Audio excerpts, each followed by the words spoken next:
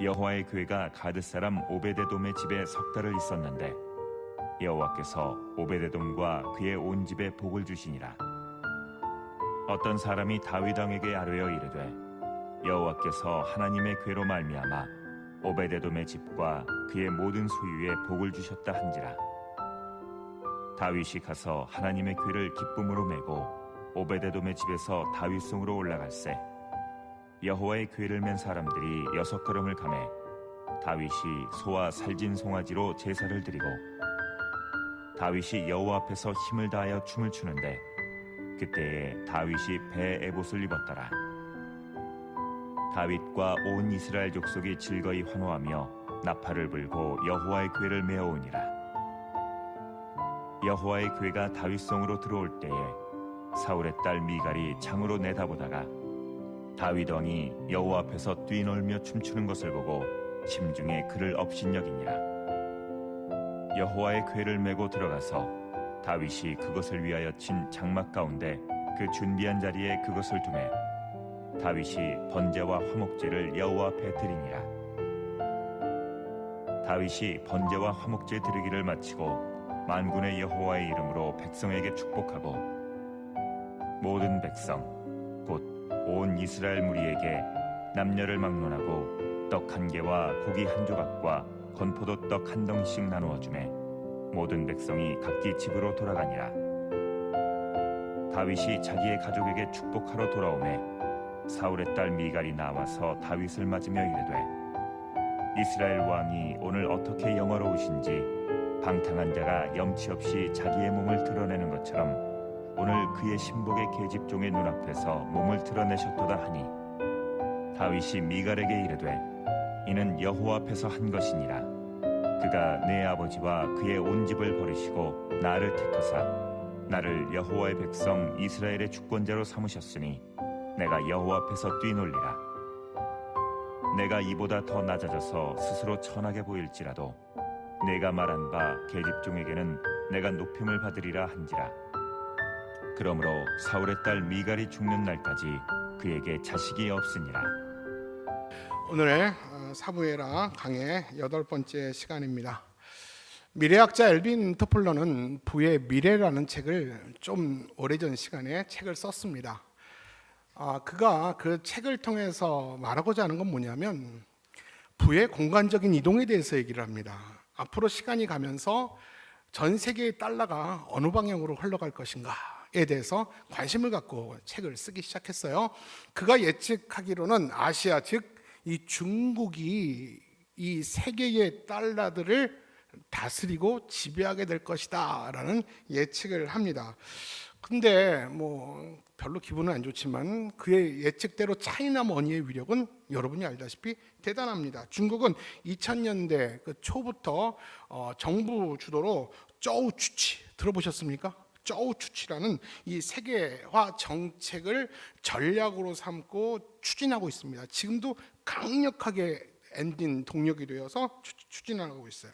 그래서 해외 기업 중에서 잘 나가는 기업들을 인수합병하기도 하고 돈 잘 버는 기업들에게 투자를 하고 자기 나라에 유치를 합니다. 한국 경우 이 전자와 반도체는 그들의 먹기 좋은 사냥감이 되었습니다. 그리고 세계는 빠른 속도로 변하고 있죠. 지금 중국은 그 막강한 자본력과 그리고 수많은 노동력을 앞세워서 지금 앞으로도 이 전 세계의 부를 얼마만큼 자신 쪽으로 끌어올지를 모르겠습니다. 세상은 계속해서 급변하고 있습니다. 그 인공지능을 앞세운 대표로 하는 4차 산업혁명의 물결은 우리 시대의 직업을 다 바꿔놨습니다. 그리고 부를 버는 이 방식, 돈을 버는 방식도 다 새롭게 변화시켜 버렸습니다. 지금은 이제 기름을 팔아서 부자가 되는 시대가 아닙니다. 맞죠? 인공지능이나 지식 산업을 주도하는 일론 머스크나 주커버그 같은 사람들이 부자가 되는 시대를 저와 여러분은 살고 있어요. 여러분, 부가 어디로 이동하는지 여러분 아십니까? 그 달러가 지금 어디로 이동하고 있습니까? 이 부가 이동하는 것을 감지하는 사람이 있다 할지라도 그 돈을 내게 몰리도록 하는 기술은 없어요. 이게 이 전 세계의 돈을 내 방향으로 흐르게 하는 것은 정말로 어려운 일입니다. 그래서 지금도 한국의 많은 기업들은 이 추세를 따르기를 원하고, 그리고 어떻게 해서라도 준비된 인력을 찾기 위해서 혈안이 되어 있습니다. 여러분, SK 하이닉스가 그렇고 삼성이 아마 그럴 것입니다. 우리 모두가 부의 이동에 주목할 때 오늘 성경을 통해서 하나님은 축복의 이동에 대해서 이야기를 합니다. 하나님의 복과 은혜가 오늘 지금 어디로 흐르고 있는지에 대해서 성경은 오늘 얘기를 하고 있습니다. 자, 우리는 지금 사무엘하 강해를 함께 나누고 있죠. 우리가 다윗의 이야기를 계속 듣고 있습니다. 다윗이 이스라엘의 이제 완전한 왕이 되면서 그가 제일 먼저 한 일은 70년간 방치되었던 하나님의 임재의 상징인 법궤를 예루살렘에 가져오려고 합니다. 예루살렘에 하나님의 임재를 둠으로 예루살렘이 새로운 예배의 중심지로 삼으려고 했던 것이 다윗의 본래의 의도였습니다. 그러나 이 법궤를 가져오는 일은 참 행복한 일이고 기쁜 일이었어요. 그러나 뜻밖의 사람이 죽는 일이 생깁니다. 웃사가 갑자기 즉사를 하게 됩니다. 그러자 다윗은 두려워하는 마음과 또 하나님을 향해 분노가 일어났다고 그랬어요. 그래서 이 법궤를 자신의 성에 가져올 용기와 자신감이 없습니다. 그래서 이 법궤를 어디에 맡깁니까? 가드 사람 오벳 에돔의 집에 맡기게 됩니다. 이것이 저번 주 말씀을 나누었던 것이죠. 자, 그러면 오늘 말씀은 어떻게 시작하냐면, 그런 이후에 오벳 에돔 집에 어떤 일이 일어났을까라는 궁금증으로 오늘 말씀을 듣습니다. 우리 11절과 12절 말씀이에요. 같이 읽을까요? 시작. 여호와의 궤가 가드 사람 오벳 에돔의 집에 석 달 있었을 때에 여호와께서 오벳 에돔과 그의 온 집에 복을 주시니라. 어떤 사람이 다윗 왕에게 아뢰어 이르되 여호와께서 하나님의 궤로 말미암아 오벳 에돔의 집과 그의 모든 소유에 복을 주셨다 한지라. 다윗이 가서 하나님의 궤를 기쁨으로 메고 오벳 에돔의 집에서 다윗성으로 올라갈세. 법궤가 가드 사람 오벳 에돔 집에 얼마나 있었다고요? 3개월 있었어요. 3개월 있는 동안 하나님이 오벳 에돔뿐만 아니라 그 가족 모두에게 하나님이 복을 주셨다라는 말을 누가 듣게 됩니까? 다윗이 풍문으로 듣게 됩니다. 그러자 다윗은 고민이 깊어집니다. 무슨 고민인가 하면, 자신이 알고 있는 하나님, 내가 섬기는 하나님은 적어도 자기 백성들에게 노하기를 더디하시며 인자하심과 은혜로우신 하나님인데 왜 하나님께서 그 사건을 통해서 유독 나에게 잔인하리만큼 엄격하셨을까? 이거에 대한 고민이 풀리지가 않았던 거예요. 내가 과연 뭘 잘못했길래, 법궤를 가져오는 것은 우리만 기뻐하는 것이 아니라 하나님도 기뻐하는 일이고 하나님께 예배하는 일인데 왜 하나님이 예배를 멈추게 하셨을까? 그런데 더 고민스러운 게 뭔지 알아요? 오벳 에돔이 복을 받았다라는 거예요. 오벳 에돔은 법궤를 가져오는데 아무런 도움이 되지 않았는데 왜 그 오벳 에돔에게는 복을 주었는가? 서운한 마음이 더 드는 거예요. 그런 하나님이 정말 도무지 이해가 안 간 겁니다. 우리도 여러분 동일한 질문을 던져야 돼요. 다윗만이 아니라 우리도 궁금해요. 여러분 안 궁금해요? 우리도 궁금하잖아요. 왜 하나님이 오벳 에돔의 집에만 복을 주었을까요? 여러분 아는 분 계세요? 여러분 오벳 에돔이 누굽니까? 가드 사람 오벳 에돔이라고 그랬어요. 여러분 가드 하면 누가 제일 먼저 생각납니까? 골리앗이 생각납니다. 맞죠? 골리앗의 고향이 어디예요? 블레셋 가드잖아요. 그래서 우리가 일반적으로 생각할 때 우리가 말씀을 언뜻 보면 가드 사람 오벳 에돔 하면 블레셋 사람 오벳 에돔이라고 생각하기 쉬워요. 근데 성경을 깊이 연구하다 보면 이 가드 사람 오벳 에돔이 블레셋 사람이 아니라 레위 사람이라는 사실을 금방 발견할 수가 있습니다. 사무엘하를 연구하기 위해서 또 다른 책을 우리가 참조해야 된다고 그랬죠. 같은 사건을 다르게 해석한 내용의 책이 역대상입니다. 역대상을 읽어보면 눈에 띄는 이런 구절이 나옵니다. 우리 15장 우리 21절입니다. 같이 한번 읽어볼 텐데 여러분 틀려도 괜찮아요. 이름이니까 그거 모른다고 구원받는데 지장 없으니까 틀려도 되니까 막 읽어보세요. 시작. 마띠디아와 엘리블레후와 믹네야와 오벳 에돔과 여이엘과 아사시아는 수금을 타서 8째 음에 맞추어 인도하는 자요. 자, 오베데돔이 누구냐 하면 자신의 집에서 예루살렘 다윗의 막까지 법궤를 옮길 때 수금을 타던 자였습니다.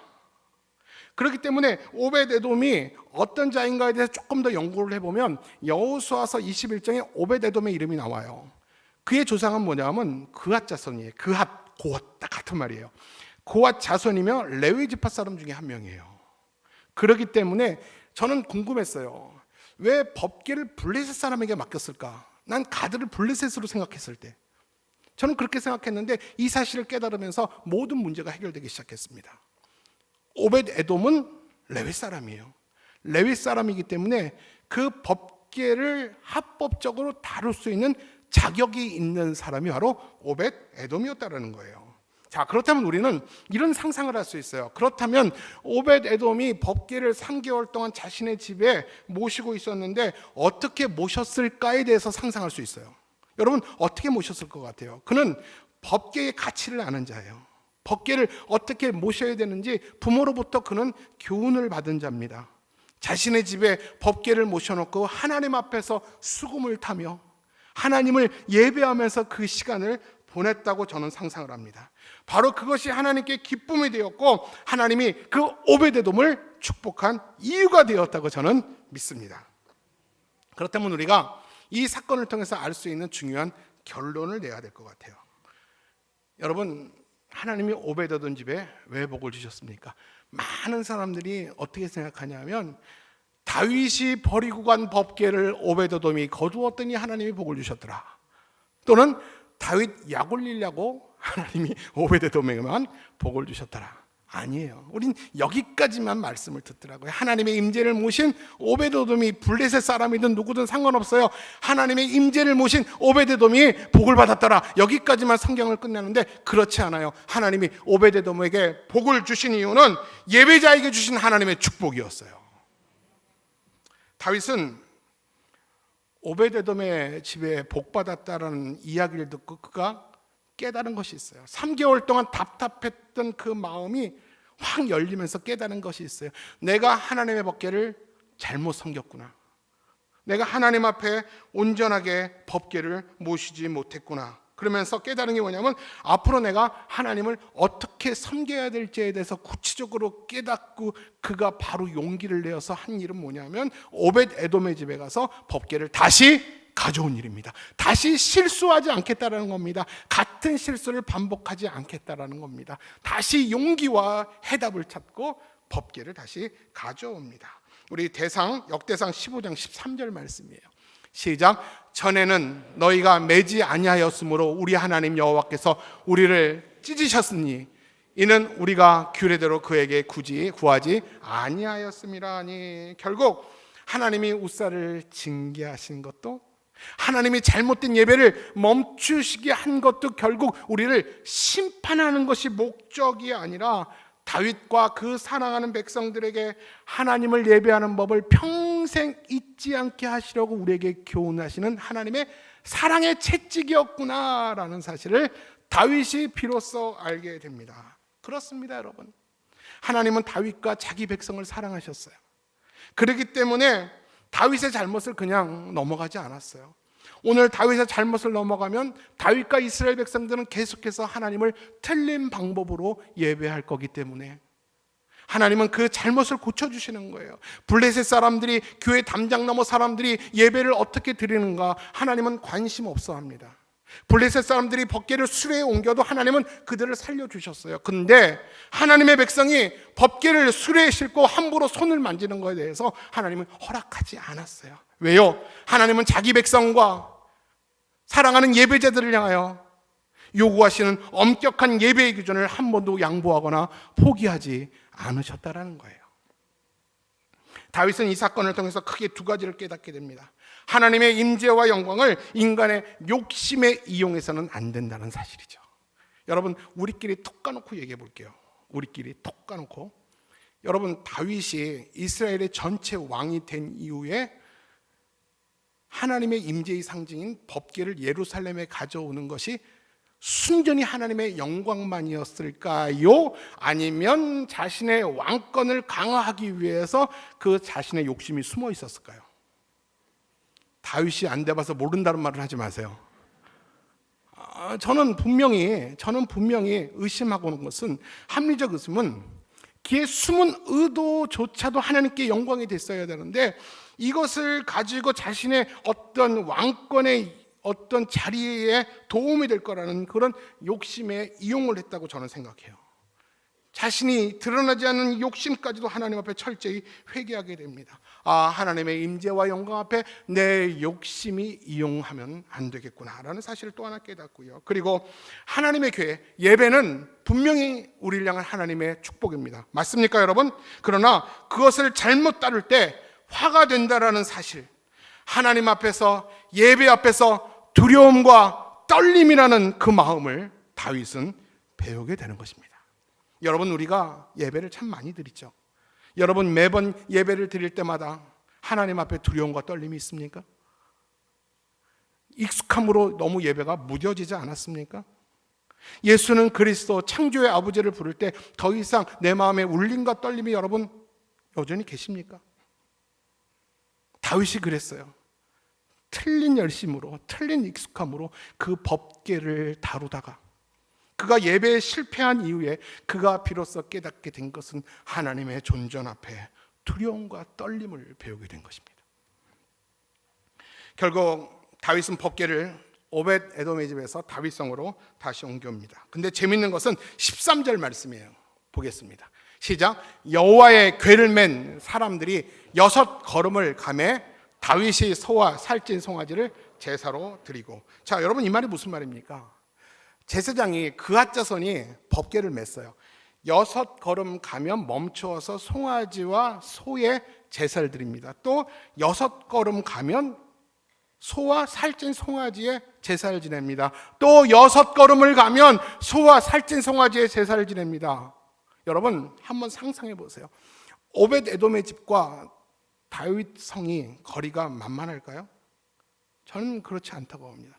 이 먼 거리임에도 불구하고 수많은 피해 제사를 드리며 다윗은 아마 진땀을 빼면서 이 예배에 자신의 목숨을 걸면서 그 예배를, 제사를 하나님께 저는 드렸다고 생각을 합니다. 과거 다윗은 법궤보다 자신의 기쁨에 집중했다면 지금 다윗은 예배를 받으시는 하나님께 집중을 한 것입니다. 이것은 두 가지의 의미가 있어요. 첫째로는요, 이제 절대로 내가 법궤 옮길 때는 서두르지 않겠습니다. 내 방식대로 예배드리지 않겠습니다. 하나님께 길을 묻고 말씀하시면 순종하겠습니다. 그리고 두 번째 배운 것이 뭔지 아세요? 제사장 발걸음 하나하나에 자신의 목숨을 걸겠다라는 것입니다. 이제부터 내가 하나님을 어떻게 섬기느냐에 따라서 우리가 살기도 하고 죽기도 한다는 그런 결연한 심정으로, 하나님, 오늘부터 드려지는 모든 예배에 내가 목숨을 걸겠습니다. 여러분, 소의 피를 뿌린다는 것은 나의 생명을 드린다는 것을 대변하는 거예요. 소가 제물되어 하나님께 드렸듯이, 하나님, 오늘 이 예배에 내 삶이 제물되어 하나님께 드리겠습니다. 여러분, 그런 예배와 의미 아니겠습니까? 다윗은 법궤에 예전에는 수레에 실어서 옮긴 것만 해도 예전의 모습이었어요. 근데 이제는 어깨에 맨 것만 해도 다윗이 참 잘한 일인데 이렇게까지 한 이유가 뭘까요? 성경에서 그렇게 말하지 않았잖아요. 근데 지나친 열심이라고 생각하지 않습니까? 누가 6걸음 걸고 누가 제사 지내래. 하나님 그거 원하지 않았어요. 이거는 강제나 형식이 아니었어요. 하나님을 향한 다윗의 진심이 묻어있는 최상의 예배를 다윗은 하나님께 드렸다고 저는 믿습니다. 이처럼 자신의 목숨을 건 최상의 예배가 다윗의 예배예요. 이게 다윗다움이에요. 이게 저와 다윗의 틀린 점이죠. 다윗은 예배를 받으시는 하나님의 임재가 자신의 성에 들어오는 것을 향해서 기쁨과 감격을 감출 수 없어서 기뻐 춤을 췄다고 말씀합니다. 어느 정도 기뻐했는가 하면 14절에 보니까 다윗이 여호와 앞에 힘을 다해 춤을 추었다고 말합니다. 다윗은 하나님의 임재 앞에 가만히 앉아 있을 수 없었어요. 그는 제사장도 아니면서 제사장의 에봇을 입었어요. 제사장의 에봇은요, 그 잠옷처럼 밑에까지 내려오는 치마 같은 거예요. 근데 오늘 성경에서 역대상을 말씀을 보면 다윗이 얼마나 신나게 춤을 췄는가 하면 그 에봇을 입고 춤을 추면서 속살이 보일 정도로 춤을 춘 거예요. 다시 말하면 자신도 왕이지만 이스라엘의 진짜 왕 되신 하나님 앞에서 자신의 왕의 체면을 다 내려놓고 어린아이처럼 하나님 앞에 마음껏 춤추며 예배했다라는 것입니다. 다윗은 열렬한 예배자였어요. 이것은 당시 법궤가 들어올 때 얼마나 큰 성령의 역사가 있었는지에 대해서 말해주는 내용인 것입니다. 다윗은 이 기쁨과 감격으로 지난번에 받았던 마음의 상처, 다윗이 어떤 마음의 상처 받았는지 기억하십니까? 우사가 죽었을 때 하나님이 찬물을 확 끼얹은 것처럼, 그래서 이 다윗은 두렵고 분노했다고 그랬어요. 하나님께 삐졌어요. 혼란스러웠어요. 이 모든 마음의 상처가 오늘 이 한날의 은혜로 말미암아 깨끗이 씻겨진 것이에요. 여러분, 마찬가지입니다. 성령 충만한 예배는 인생의 모든 상처와 아픔을 압도하는, 치유하는 하나님의 역사가 있는 줄 믿습니다. 계속해서 다윗은 법궤를 천막에 옮긴 이후에 하나님께 번제와 화목제를 드립니다. 그리고 그가 제일 먼저 한 일이 뭐냐면 우리 18절과 19절 말씀을 같이 볼게요. 시작. 다윗이 번제와 화목제를 드리기를 마치고 만군의 여호와의 이름으로 백성에게 축복을 하고, 그리고 모든 백성 온 이스라엘 무리에게 무엇을 줍니까? 남녀를 막론하고 떡 한 개와 고기 한 조각과 건포도 한 덩이씩 나누어 주매 모든 백성이 각기 집으로 돌아가니라. 먼저 하나님께 제사 드린 이후에 다윗이 제일 먼저 한 게 백성들을 축복한 일입니다. 하나님께서 주신 복과 은혜를 백성들에게 흘려보낸 겁니다. 그러면서 그들에게 무슨 선물을 주냐면요, 떡 한 개, 고기 한 조각, 건포도 떡 한 덩이, 이거를 나눠주고 각기 집에 돌아가서 가족들과 나누라고 합니다. 여러분, 왕이 백성들에게 음식을 나눈 것은, 곡간을 열고 음식을 나눈 것은 큰 절기가 있었다는 것입니다. 큰 잔칫날이 있었다는 것입니다. 다윗은 하나님께 받은 영적인 축복과 은혜를 오늘 너희만 간직하지 말고 가족들과 나누라는 것이에요. 이것이 바로 축복의 이동입니다. 사랑하는 성도 여러분, 오늘 예배를 통해서 하나님이 복과 은혜를 주신다면 여러분, 이것을 가지고 가족들과 나가서 나눌 때에 축복의 지경이 온 이스라엘을 덮게 될 줄로 믿습니다. 오늘 여기서 본문이 끝나면 얼마나 훈훈한 결과입니까? 다윗이 기뻐하고 백성들이 기뻐하고 하나님이 기뻐하고 그 복을 백성들과 나누었더라. 아멘하고 본문을 끝내면 참 좋을 것 같은데 본문은 그렇게 끝이 안 납니다. 여러분, 성경에 이런 불변의 진리가 있어요. 은혜 받는 것에 항상 시험도 있다. 다윗은 이런 불변의 진리를 벗어나지 못하는 것 같아요. 이런 은혜로운 시간 이후에 다윗은 사탄에게 시험을 받습니다. 다윗은 모르는 사람에게 공격받은 것이 아니라 너무 잘 아는 아내에게 시험을 받게 됩니다. 백성들을 축복하고 이제 다윗은 성에 들어와서 자기 가족들을 축복하러 왔는데 이 미갈이 가재미 눈을 뜨고 다윗을 시험한 거예요. 뭐라고 비아냥거리고 시험했는지. 여러분, 이런 여자 만나면 안 돼요. 우리 16절부터 20절 말씀 볼게요. 시작. 여호와의 궤가 다윗성으로 돌아올 때에 사울의 딸 미갈이, 잠깐만요 여러분, 잠깐만요, 좀 도움이 되는 구절이에요. 다윗의 아내 미갈이라고 하지 않고 사울의 딸 미갈이라고 한 이유가 있어요. 자, 그런 의미를 생각하고 다시 읽을게요. 시작.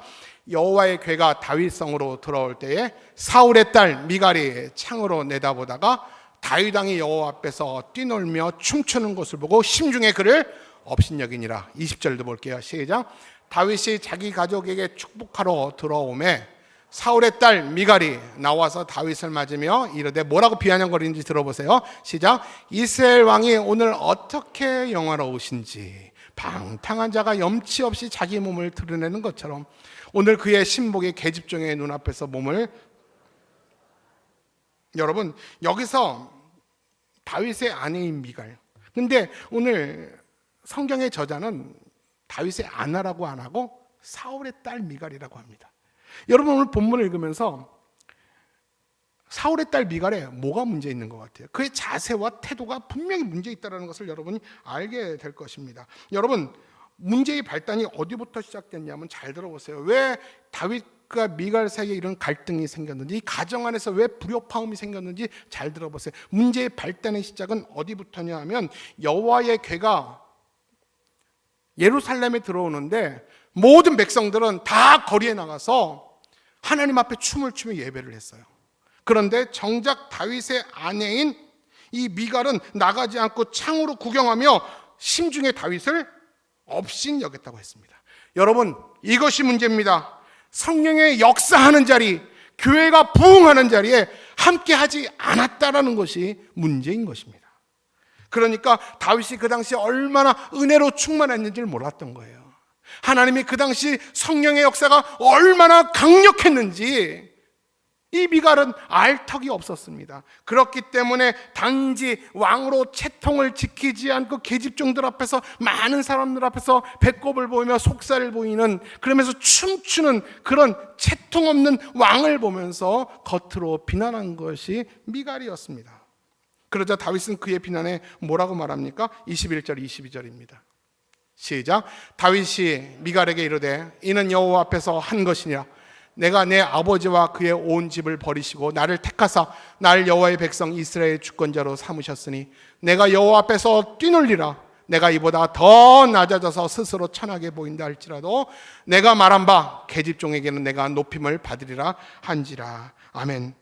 여러분 다윗은 미갈이 왜 그렇게 말한지를 알고 있는 거예요. 여러분 21절 좀 띄워주세요. 21절.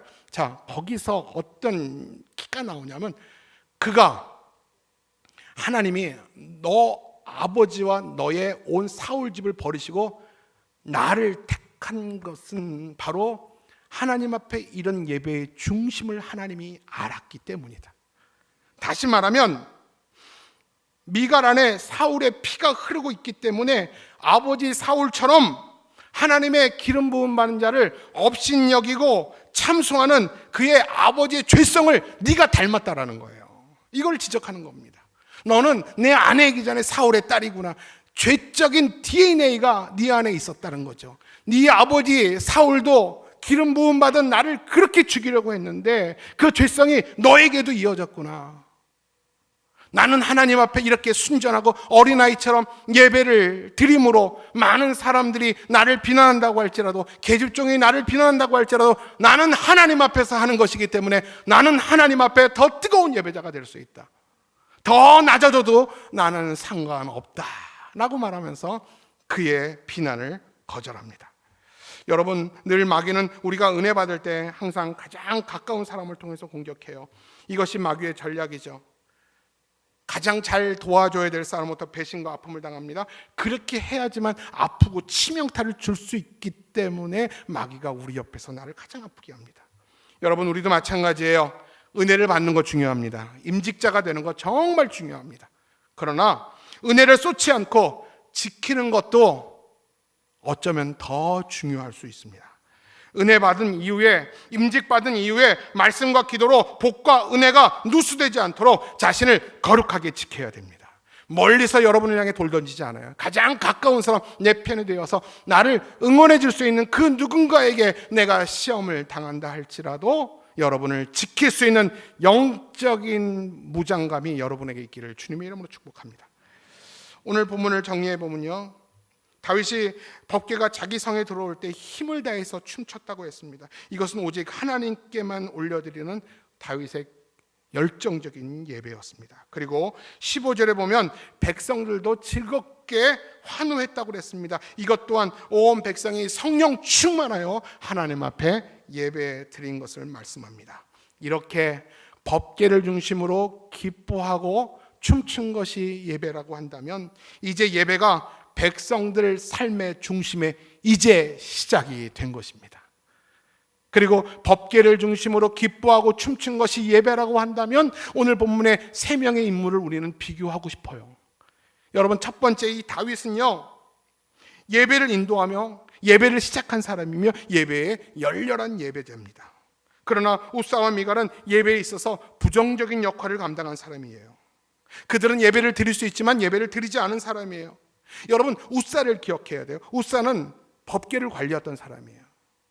예배를 관리하는 사람이에요. 늘 예배의 자리에 있지만 예배를 드리지 않은 사람이에요.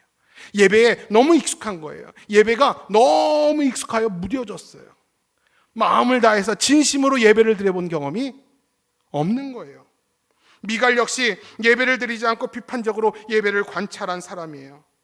사랑하는 여러분, 잘 들어보세요. 예배의 자리에 참석하고도 예배를 드리지 않는 일은 흔한 일이죠. 여러분, 오늘 예배당에서 예배를 드린다고 다 예배 드리는 게 아니에요. 예배 자리에 앉아 있어도 예배를 드리지 않는 것이 언제부턴가 우리의 익숙한 습관이 되어버렸어요. 우리의 익숙한 일이지만 아주 위험한 일이에요. 우리의 무뎌진 그릇된 예배의 익숙함이 너무 위험한 일이라는 겁니다. 우사는 죽었어요. 그런 우사는 죽었고요. 23절에 보니까 미갈은 평생 아이를 낳지 못했어요. 하나님이 그런 우사를 충돌한 것처럼 미갈을 충돌하신 겁니다. 다윗은 뜨거운 예배자였어요. 오늘 본문에 예배라는 말이 직접 나오진 않지만 대신 춤춘다는 은유가 4번씩이나 나와요. 우리는 매주 예배를 통해서 인격적으로 살아계신 하나님을 만납니다. 그분이 내 삶에 찾아 걸어 들어오신다는 것은 어마어마한 일이고 우리를 정말로 날마다 흥분케 할 일입니다. 사랑하는 성도 여러분, 부디 바라옵기는 오늘 미갈처럼 하나님으로 인해 기뻐하는 삶을 업신여기고 방해하는 사람들이 내 주위에 많다 할지라도 우리의 삶은 여전히 다윗처럼 어린아이처럼 하나님 앞에 춤출 수 있는 저와 여러분 되기를 주님의 이름으로 축복합니다. 말씀을 정리하겠습니다. 여러분, 우리는 열심히 살아왔어요. 부지런히 여기까지 왔습니다. 근데 요즘 왠지 모르게 후회가 많이 생기고 누군가로부터 자꾸 서운한 마음이 생기고 사랑 가운데 있는데도 외롭고 다 내 마음을 몰라주는 것 같고 모든 짐을 다 내가 져야 될 것 같고 피곤하고 지친 마음이 든다면 여러분이 인정하든 인정하지 않든 우린 이미 메마른 광야에, 인생의 메마른 광야에 들어선 것입니다. 여러분, 광야를 히브리어로 뭐라 그러는지 아십니까? 미드바르라고 합니다. 미드바르. 다바르는 말씀이라는 것이고 미드바르는 말씀이 있는 곳입니다. 광야는 아무것도 없는 곳이에요. 오직 말씀이 있는 곳이에요. 나무도 풀도 없어요. 광야는 소망도 기다림도 없어요. 오직 하나님의 말씀만 있는 곳이 광야입니다. 만약 하나님께서 나를 광야 가운데 내모셨다면 내가 그 자리에서 예배의 자리가 되어서 하나님의 음성을 들어야 할 때입니다. 우리 믿음의 조상들도 다 광야를 만났어요. 그 광야에서 하나님 말씀을 들으면서 은혜의 보좌 앞에 나갔을 때 하나님은 예배를 통하여 하나님이 들려주시는 음성이 있었고 말씀이 있었어요. 그 말씀 듣고 다 회복되고 다 부응하여 사명을 향하여 뛰어갈 수 있었습니다. 사랑하는 성도 여러분, 인생의 광야가 당연한 거지만 여기서 머물면 안 됩니다. 광야에서 하나님을 만나 하나님의 말씀 붙들고 다시 여러분이 살아가는 세상을 향하여 하나님이 주신 은혜와 복을 나누고 흘려보내므로 축복의 지경이 더 넓어질 수 있기를 주님의 이름으로 축원합니다. 오늘 우리가 드리는 한날의 예배가 다윗의 법궤 앞에서 나도 왕이지만 진짜 왕이신 하나님 앞에서 어린아이처럼 마음껏 춤췄던 것처럼 오늘 이 예배가 하나님 앞에서 마음껏 춤추는 오늘 예배가 되기를 바랍니다. 그리고 오늘 예배가 내 인생의 마지막 예배인 것처럼 오늘 이 예배가 내가 하나님께 가져갈 마지막 예배라고 여긴다면 이 예배가 얼마나 절실하겠습니까? 오늘 이 예배가 마지막 예배인 것처럼 여러분의 생명이 묻어나는 그런 뜨거운 예배, 열렬한 예배자가 되길 바랍니다. 그렇게 될 때 오베데돔과 다윗에게 임한 하나님의 축복이 우리에게 복이 이동될 줄로 믿습니다. 여러분, 그 복을 여러분만 갖지 마시고 여러분 자녀들과 여러분이 있는 곳을 향하여 그 복을 흘려보낼 때 축복의 지경이 더 넓어지게 되는 복과 은혜가 있을 줄로 믿습니다.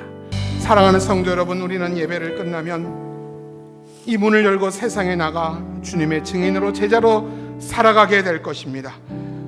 당신이 누구냐고 묻는다면 나는 교회입니다. 나는 예배자입니다. 뜨겁게 하나님을 예배하는 예배자입니다. 무엇을 하든 누구를 만나든 24시간 내 삶의 모두는 살아있는 예배, 하나님께 드려지는 제물 되기를 소원합니다. 저는 여러분을 세상에 파송합니다. 세상 가운데 예배자로 파송합니다. 여러분 누룩이 되셔서 가루 서마를 부풀게 하는 하나님의 종들, 영향력 있는 종들, 이기는 종들, 승리하는 종들 다 되시고 다음 주에 해와 같은 얼굴로 반갑게 뵐 수 있기를 바랍니다. 지금은 우리 주 예수 그리스도의 은혜와 하나님의 만극하신 사랑과 성령의 위로 역사 교통 축복하심이 나는 예배자입니다. 하나님의 임재 앞에, 하나님의 존전 앞에 내 삶의 자존심, 내 신분 다 내려놓고 마음껏 춤추며 하나님이 영광 받으시는 것이 내 기쁨이 되기를 소원하는 사랑하는 모든 성도들 머리 위에, 특별히 시은소교회 임직자들 머리 위에 지금부터 영원토록 함께 계시기를 간절히 축원하옵나이다. 아멘.